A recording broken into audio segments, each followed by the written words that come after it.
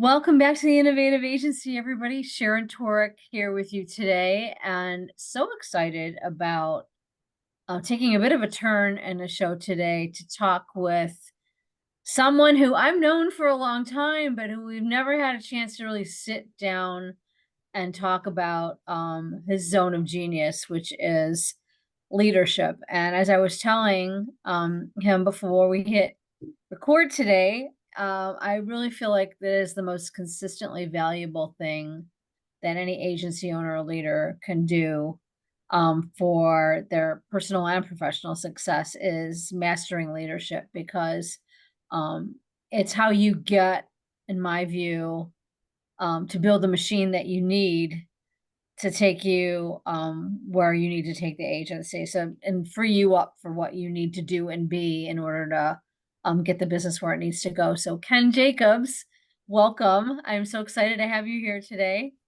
Thank you so much. I'm thrilled to be here because we've shared a few stages for I want to say 3 or 4 years, Yeah. but we never sat and chat. So let's sit and chat and invite some mutual friends. And I know one of our mutual friends heard you say zone of genius associated with me. His eyes are still rolling in his head, but that's okay. Let's see if we can prove that you're that you're right. He'll just have to deal with it. I know who you He'll mean. deal. I'm It's sure okay. we'll see a post about it. So he knows who he is.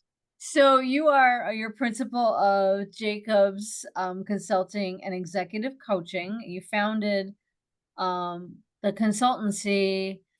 What was your why when you founded it? Why is leadership so Yeah. important to So be warned, I'm very honest in these things. So I will tell you, I was um, a bit of a PR wunderkid, if I'm pronouncing it right. I you? came up through the agency ranks very quickly. I was, the agency's 25-year-old VP and I think 28-year-old senior VP back in the day when those titles really mattered. But at a certain point, I had a grasp, I had to deal with that a number of my careers, my jobs ended shorter and shorter duration, and not always by my choice, if I'm being entirely honest. So in 2006, 7, I was turning a certain birthday, and I said, it's time for me to figure out what the heck is going on. Why, after having this, I like to think pretty impressive career and silver anvils and awards and great, great things and great, fulfillment. Something's not working, and I have to face it. And I did a career reevaluation with my coach at the time. Can I mention his name because you know him? Sure. George Rosenberg and his wife Arlene Rosenberg. And we Mhm. sat and figured out, what am I meant to do?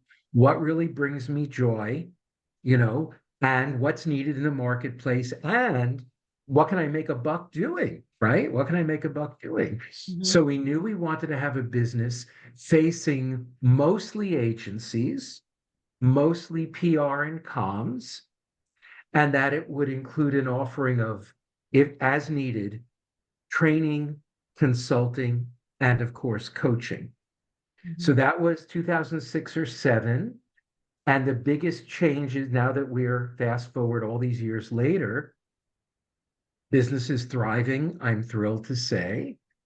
And it is more coaching than the other two. It's not that I'm doing less of the training and consulting, but that I'm doing more of the coaching. Mhm. And again, nothing against my agency career, but nothing in all those silver anvils, and nothing comes close to the fulfillment and joy that I get from coaching, from helping owners, CEOs, senior leaders of agencies. Right. Well, I know that through this journey, um, I see it expressed in your content that you put out and in the presentations I've seen when you've given. I know you have a strong point of view about the traits or the factors or the skills that make leaders effective. And I think it would be really enlightening to share some of those with agency owners and leaders who are listening right now, who can get the benefit not only of your expertise as a coach, but all the years you spent in agency leadership. And so I feel like we're at a time juncture now where, leadership is more important than it probably ever. It's always been important, but right now, the pace of change in the industry gets faster and faster every year, and only a strong leader can really bring their people along, in my view. So, I'd really love to hear some of your perspective Yeah. on the traits, um, or qualities, if you will, of effective Yeah. leaders in I, agencies.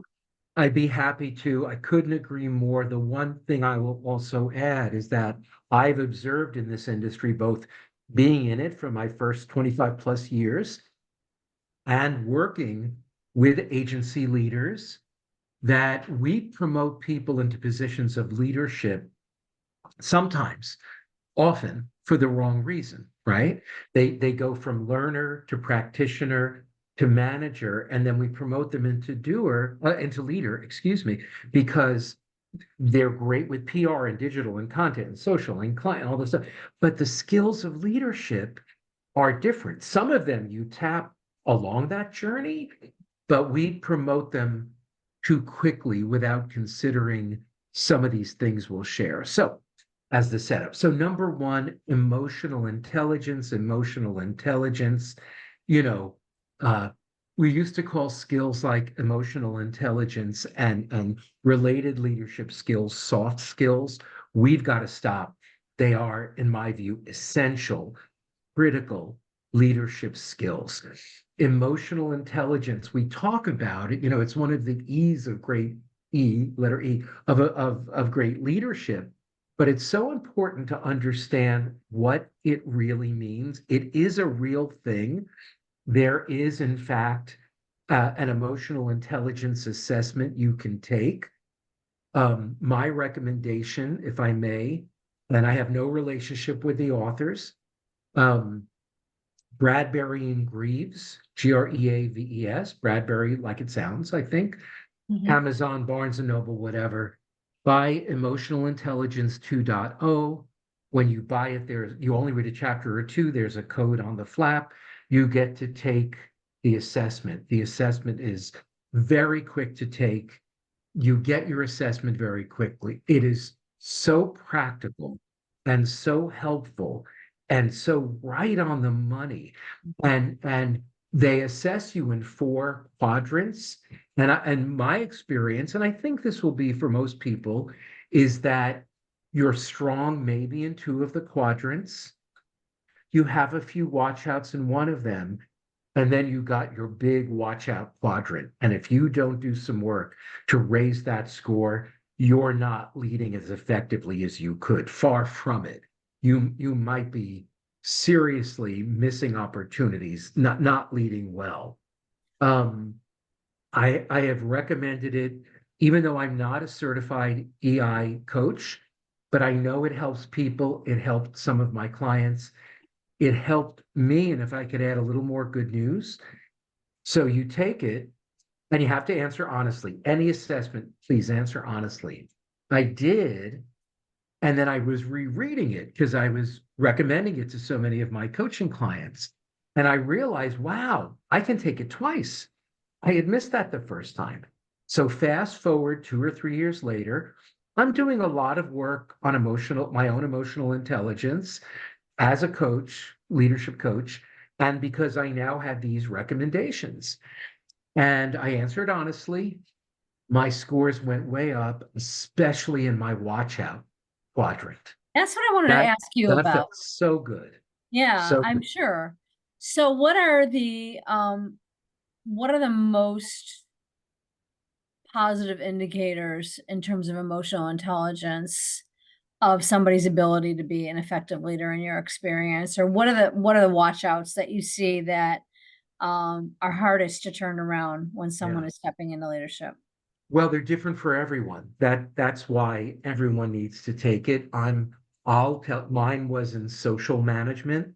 I tend to, if I'm not careful, I can overreact. I can get very emotional. Mhm. I can interpret things negatively at the same time, oddly enough. I can be overly optimistic. I can trust too quickly. So, for me, as I recall, some of the recommendations were, and this is how simple it is: breathe, 3 deep cleansing breaths. You read an email, you get a phone call from a client or someone, and it sets you off. Just breathe Mhm. and ask yourself, and I ask, what's really going on here? Do I really need to respond? Maybe not. If I need to respond, would waiting an hour help? Would waiting a day after a night of sleep help even more? Absolutely. So those are some. And then the other one I'm mindful of is I fall in love. I fall in love with clients. I fall in love with prospects. I fall in love with companies. If I love their marketing, I'm in love with them. I'm just in love with them. So I've learned to monitor that and just say, hold on just a little bit. Let's see what's going on here. Mhm. And it really has helped me.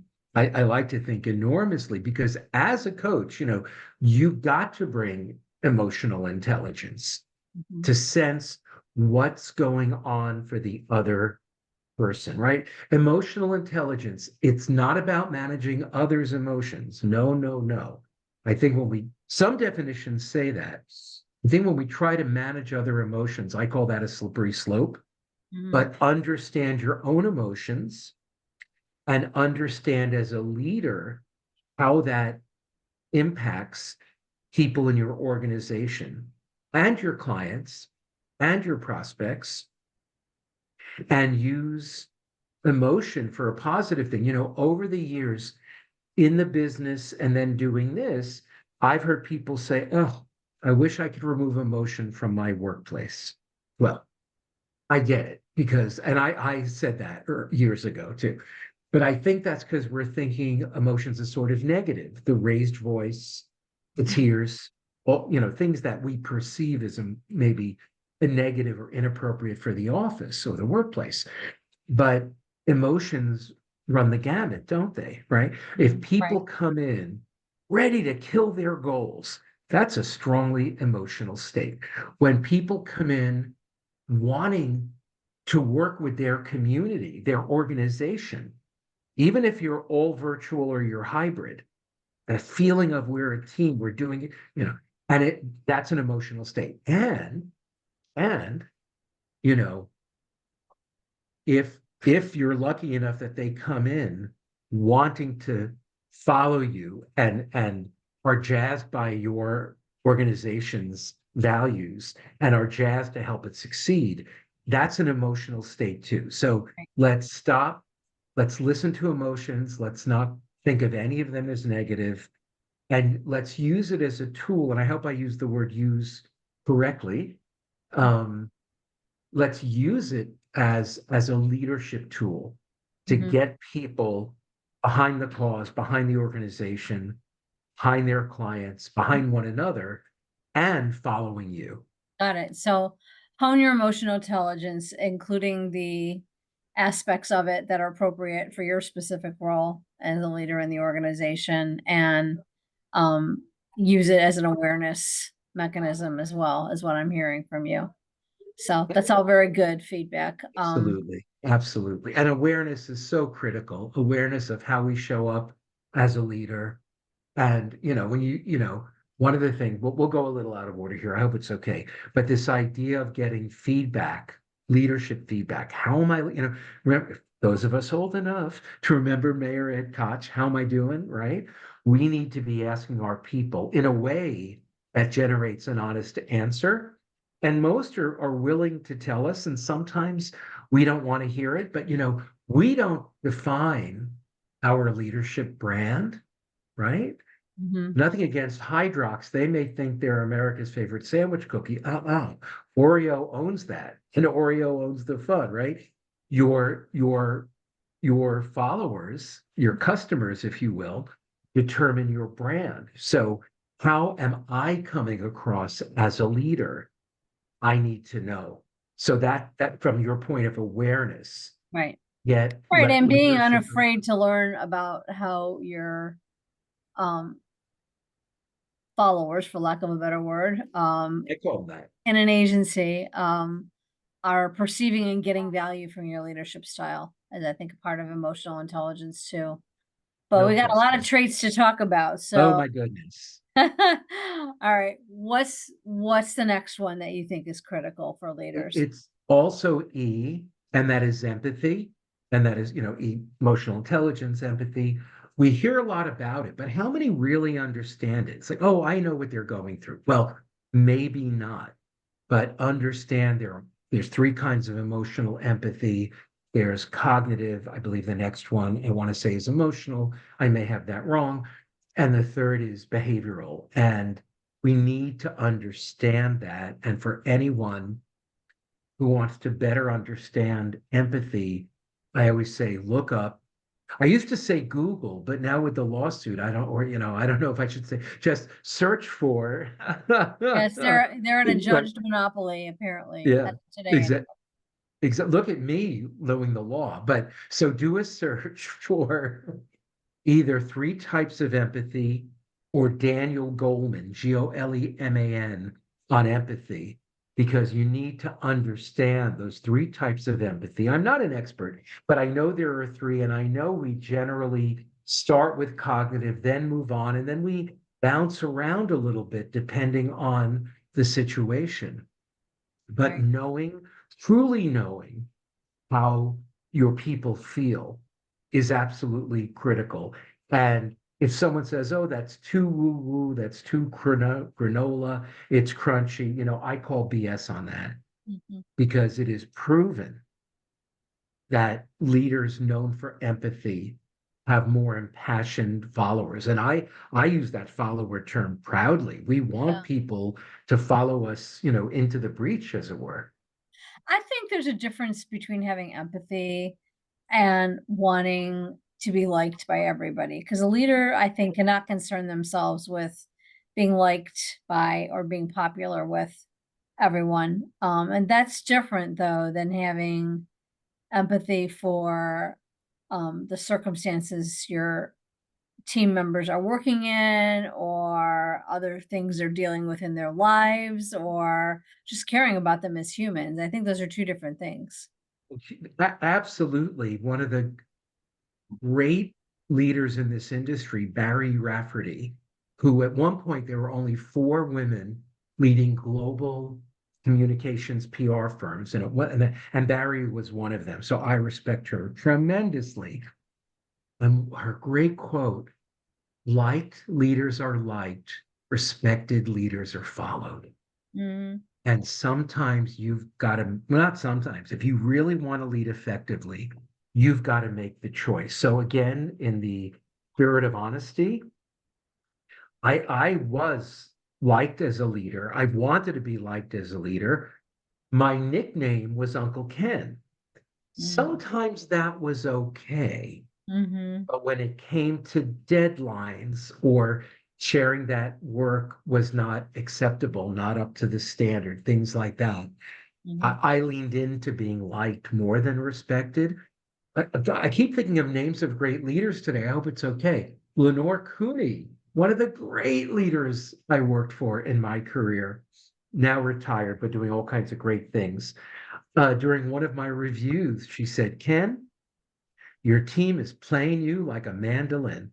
No Ah, matter whatever they're, hi, I know we're off Christmas and Christmas Eve. Can I leave 3 days early to get my flight? Like, but it's a busy week. We're getting all the work done because we're all gonna have a week. Sure, you need to go to Pittsburgh. Oh my God, yeah, and then yeah. I'd be stuck doing their work that week. So they were playing me by a mandolin. I thank Lenore for that input. I tried to get better at it over time. A lot of the people who worked for me over the years have hired me. So I don't think they do that only if they like me. I think they did that because they Because they respect respect it. me Yeah. or they respect what I'm doing now. But I Right. think it's an and look, a lot of people who go into the agency world have a need to serve others, right? This compassion. We serve our clients and we serve our teams. Mhm. But there are times we need to tap in our world what is a more anabolic energy level, level 5, we call it, where that notion of, oh, you're late, I can fix it. Oh, oh, you didn't do so well, let me do it for you. There's a little ego in that. Maybe there's a lot of ego in that because we're fixing and it feels good, but it really feels better, I think. And I think it's better for the organization and it's better for the follower to say, Sharon, here's what was good about this work product. Mhm. And in your next version, I need you to bring it to our standard. Here's what I'm looking for. I know you're capable of it. I know you're capable of it. How will you hold yourself accountable? I'm not holding you accountable. And how can I support you? And each of those statements I think are so important. A, you make it about the future instead of this was wrong, that was bad, this was wrong, which gets people into a defensive posture, so they're not listening. And you tell them the standard you need them, or you remind them of the standard. Hopefully, you've shared that many times before. And then you tell them, I know you're capable of it because there's little more, there's more empowering and more exciting than a boss who believes in us. And then intentionally you say, how will you hold yourself accountable? How can I support you? Right. Well, I think, it does definitely come down to the leader being able to employ empathy while garnering and being more focused on respect than on being liked, because that's, like you say, that's what creates a fellowship of followers, that's what creates results, that is what creates, the level of professional respect it takes to create the results and motivations that you need to create, so I agree. And I think, too many times we set these things apart, right? I want to be liked but respect, like, well, you can be both, and you need to make a choice.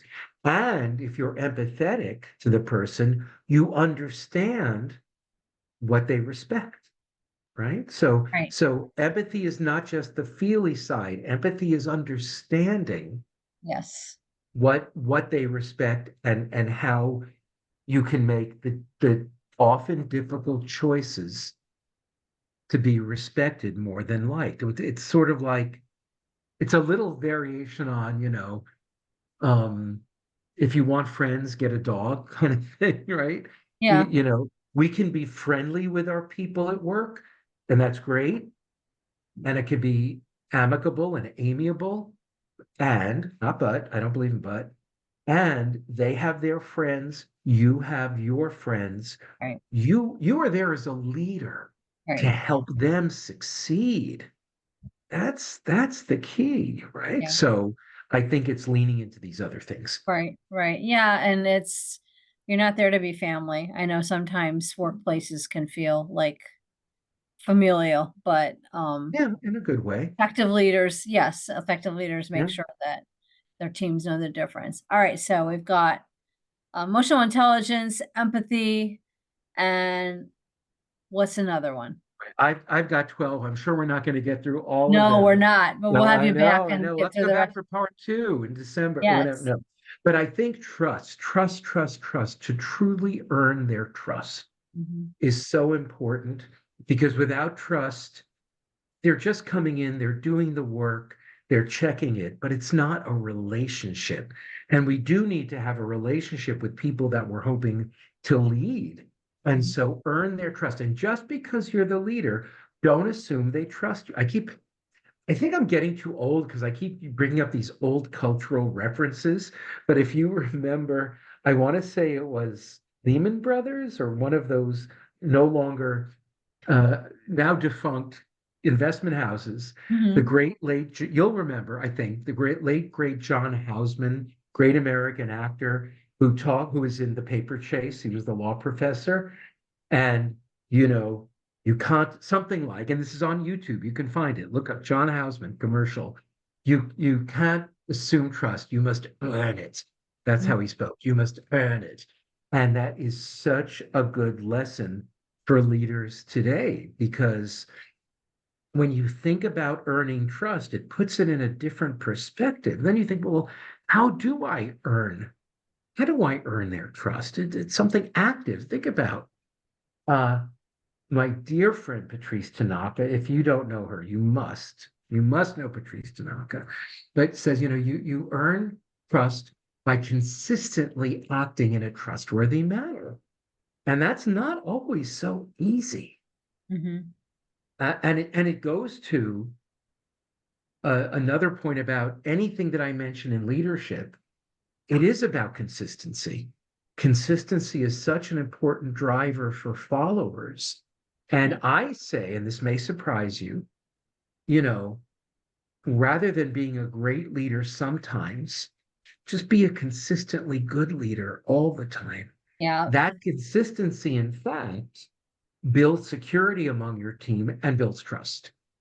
People look for reliability in their leaders. They Of look for, course. they want to know, you develop a brand as a leader, by your behavior, in my view, and people develop their set of expectations around how you're going to behave or how you're going to react to a situation based on that brand that you build. And if you don't consistently emanate that brand or act in alliance with it, then you're not going to have trust because people don't think they can rely on you then. They don't know what to expect and what is she going to do today or what is she going to say about that? And so I couldn't agree with you more.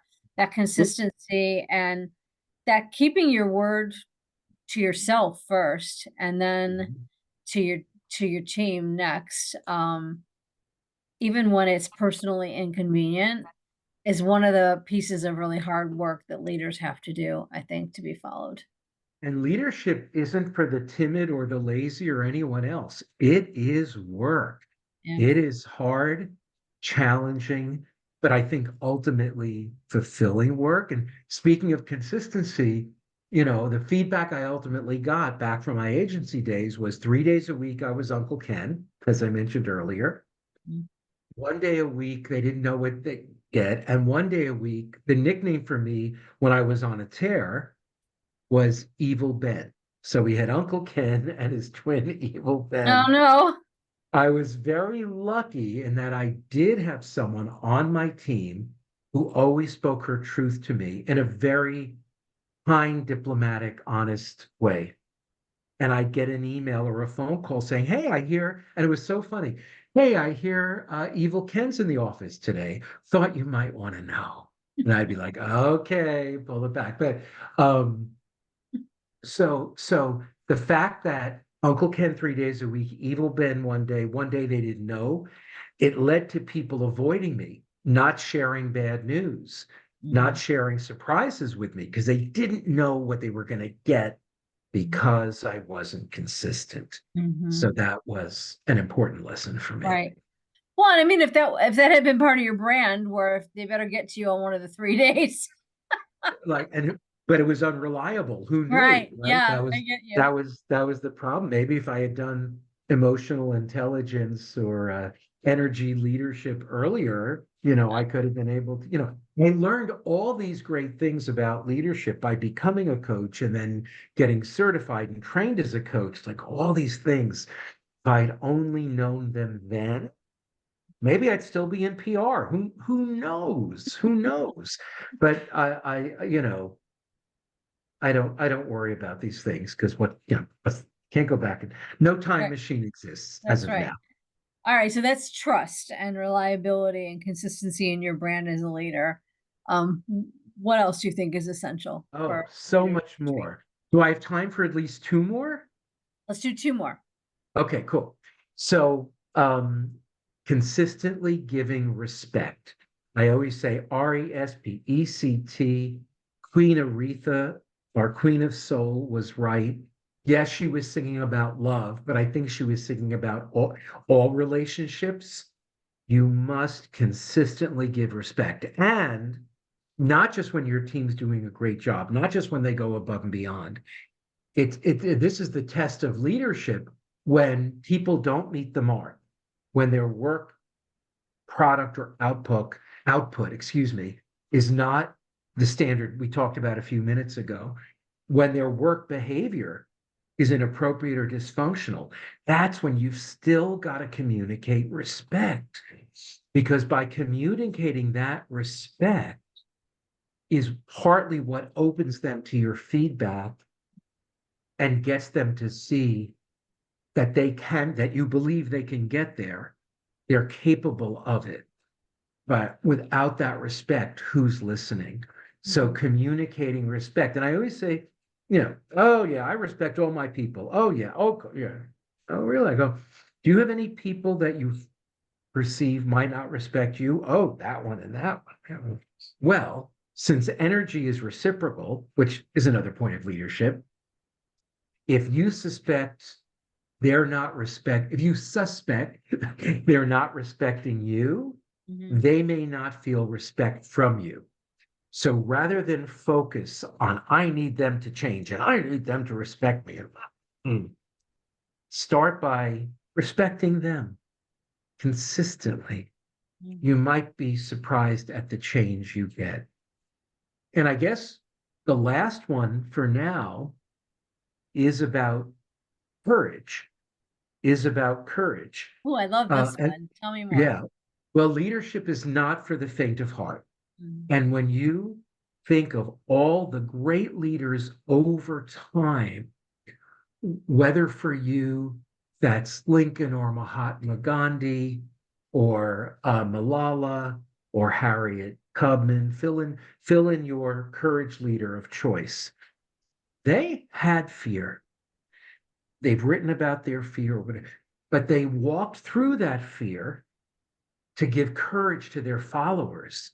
And when they did that, look, I mean, they won a civil war.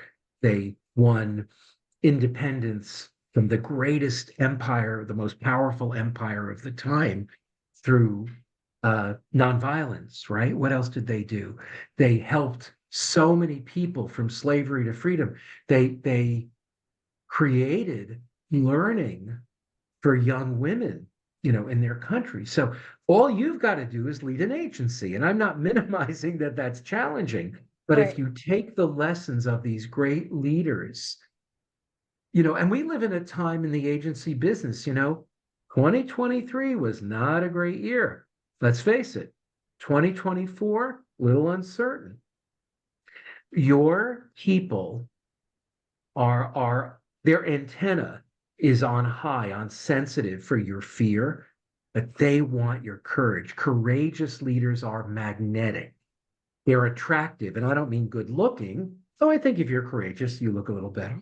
But they are attracted to you, and they're attracted to achieving what you need to achieve for the agency. So I always say, figure out who your courage heroes are. I'm a history nerd, so those are the names that I came up with. But we all have courage heroes. It might be a family member, it might be someone we worked for 2 jobs ago. The person I mentioned before, who always spoke her truth to me, she's one of my courage heroes. I was very fortunate. I mean, I had a lot of fear, if I'm again being honest, a lot of fear issues during my agency career, but I was very fortunate. I attracted, or I had the luck, the good fortune of having people who worked for me who were courageous. And I took that from them. Again, all these things are contagious, right? So figure out your courage heroes, let them inspire you to be a more courageous leader. Because if you're a more courageous leader, let's not even, let's not say more. Let's not have that comparison. Be a courageous leader. And if you do, you will dial up the courage of your people and you will dial up their loyalty and engagement. And in this era of employee disengagement, which has gotten a little better since the big Gallup study in October of 23, but it's still a big issue. Yeah. If you're courageous, their engagement goes up and their loyalty. Well, and I love the idea of courage being reciprocal. You being as a leader being able to hone it from the people who work with you in some cases too. Oh, it's all around us. It's all Yeah. you just have to look for it. But fear and anxiety and uncertainty are around us. So I think we all need to do what we need to do not to succumb Right. to that. I love it. All right, so we've got emotional intelligence, you've got empathy, got trust, you've got respect, you've got courage, a number of the essential traits that agency leaders need to cultivate in themselves. And if you're an owner of an agency and you're bringing a leadership team up the ranks, things you need to, um, look for in them or help them achieve or develop. Um, can always, I always learn a lot when I talk with you, Oh, or when I hear you're you speak. very kind. And I really enjoyed today's conversation because Me too. anybody who listens to the show regularly knows I love concepts that are scalable at any size of agency. And leadership traits matter whether you are a team of 4 or you're a team of 400. And so, That, yeah, absolutely. Leadership tenets are leadership tenets. Some have stood the test of time. Some are a little more important now in light of right, the environment we're in. right, I mean, honestly, everything we've talked about applies beyond the agency world. But right. I think when you look at what the agency world is looking at now, these will be particularly helpful. I know it. I Yeah, know it. I agree. I appreciate you sharing them today. And if agency leaders and owners want to learn more about your work in coaching and consulting and training, where are some of the best places for them to find you? Easy as can be. My email, KEN and I'll spell it JACOBSCOMM.com,